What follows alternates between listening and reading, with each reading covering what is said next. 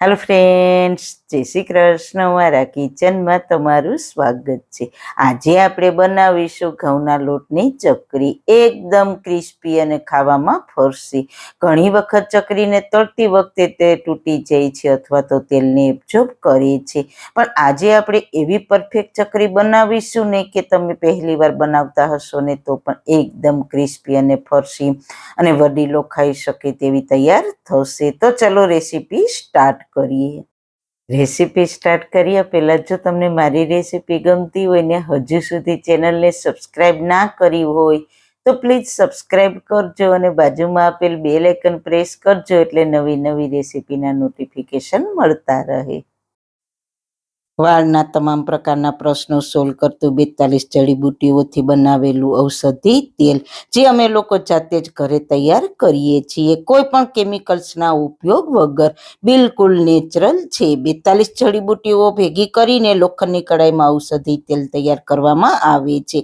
જો તમારે ખરીદવું હોય તો તેના ઓર્ડર અમે લઈએ છીએ. ઓર્ડર કન્ફર્મ કરવા માટે વોટ્સએપ નંબર સ્ક્રીન પર જોઈ શકો છો. જો તમારે આ તેલનો પૂરો વિડીયો જોવો હોય તો તમને આ ચેનલ પર મળી જશે અને ડિસ્ક્રિપ્શન બોક્સમાં લિંક પણ મૂકેલી છે.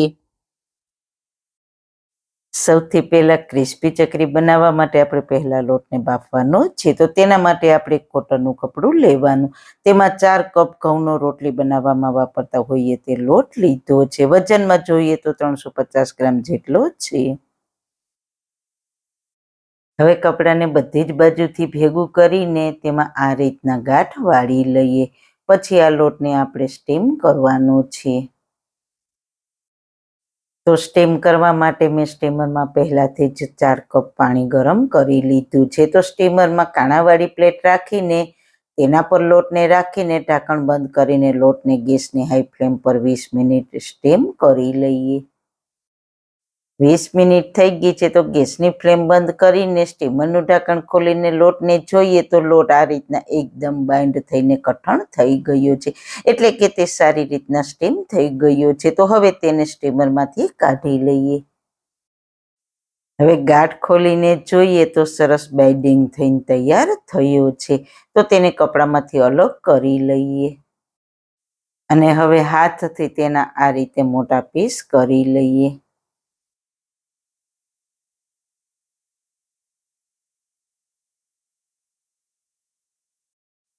પછી આ પીસને મિક્સર જારમાં લઈને પીસી લઈએ એટલે સરસ એક સરખો લોટ તૈયાર થઈ જાય.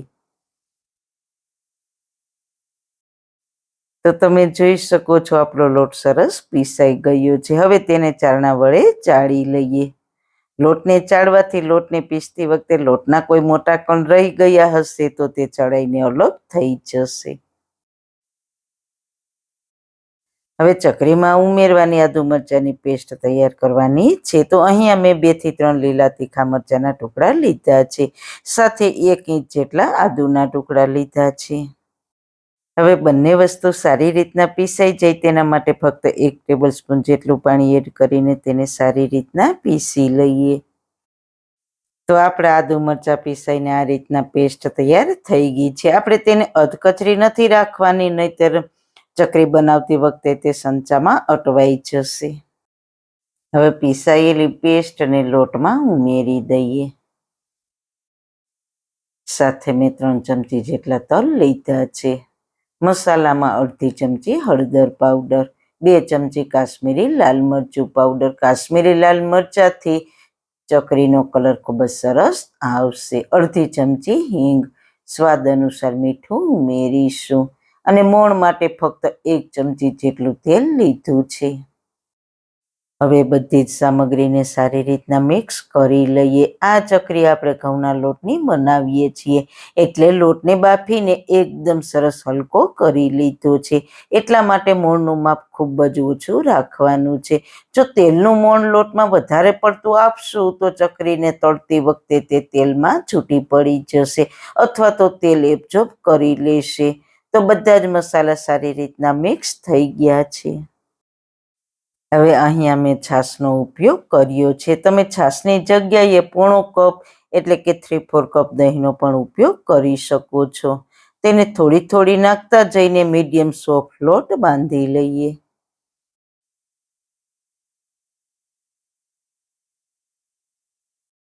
તમે જોઈ શકો છો મેં છાશ ઉમેરીને લોટ આ રીતના મીડિયમ, ના વધારે પડતો ઢીલો કે ના વધારે પડતો કઠણ લોટ બાંધીને તૈયાર કરી લીધો છે.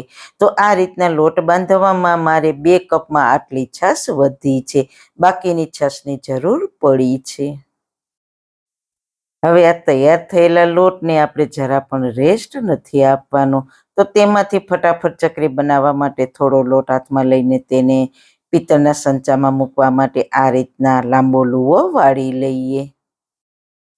હવે પિત્તળના સંચામાં આવી સ્ટાર શેપની ચકરીને સંચામાં ફિટ કરીશું અને પછી સંચાને થોડા તેલથી ગ્રીસ કરી લઈએ, એટલે લોટ સંચામાં ચીપકે નહીં. હવે લોટને સંચામાં ભરી દઈએ અને પછી તેને ટાઈટ બંધ કરી દઈએ અને બાકીના લોટને ઢાંકી દઈએ, એટલે તે ડ્રાય ના થાય. જો લોટ ડ્રાય થઈ જશે તો ચકરી તૂટવા લાગશે, એટલે લોટને ઢાંકવો ખૂબ જ જરૂરી છે.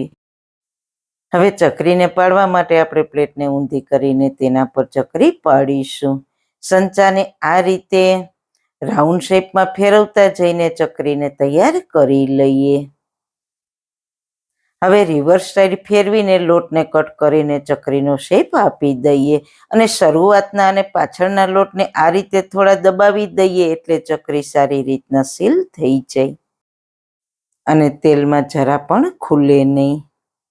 હવે આ રીતના બીજી ચકરીને પણ તૈયાર કરી લઈએ. જો ચકરી બનાવતી વખતે તમારી ચકરી તૂટતી જાય તો સમજવું કે તમારો લોટ કઠણ છે, તો 1-2 ચમચી પાણી ઉમેરીને તેને સોફ્ટ કરી લેજો.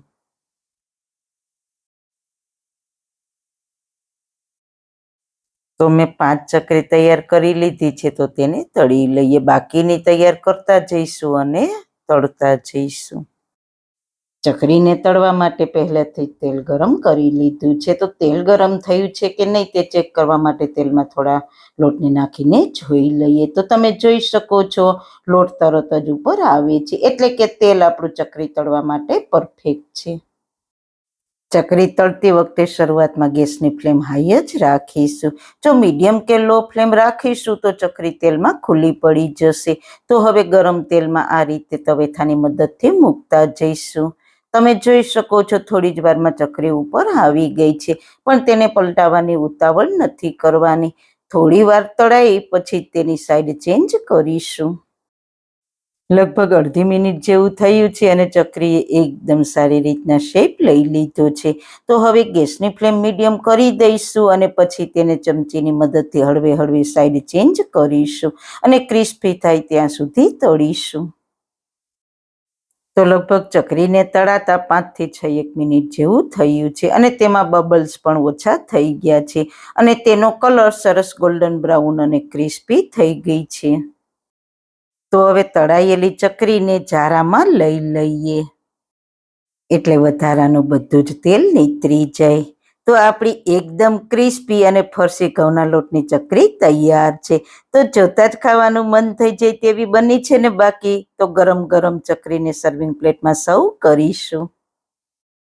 તો મિત્રો ખૂબ જ ઓછા ખર્ચામાં ડબ્બો ભરીને ચકરી આપણી તૈયાર થઈ ગઈ છે. તો તમે બાળકોને પણ આ ચકરી લંચમાં આપી શકશો. તો જરૂર તમે પણ આ જ રીતના બનાવશો તો પહેલી જ વારમાં પરફેક્ટ તૈયાર થશે.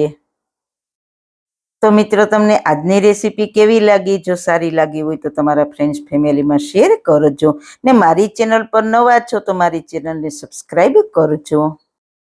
અને હા મિત્રો, તમે મારો વિડીયો ક્યાંથી જોવો છો તે મને જરૂર કહેજો, એટલે મને ખ્યાલ આવે કે મારો પરિવાર ક્યાં ક્યાં સુધી ફેલાયેલો છે. ફરી મળીશું એક નવી જ રેસીપી સાથે. ત્યાં સુધી બધાને મારા જય શ્રી કૃષ્ણ.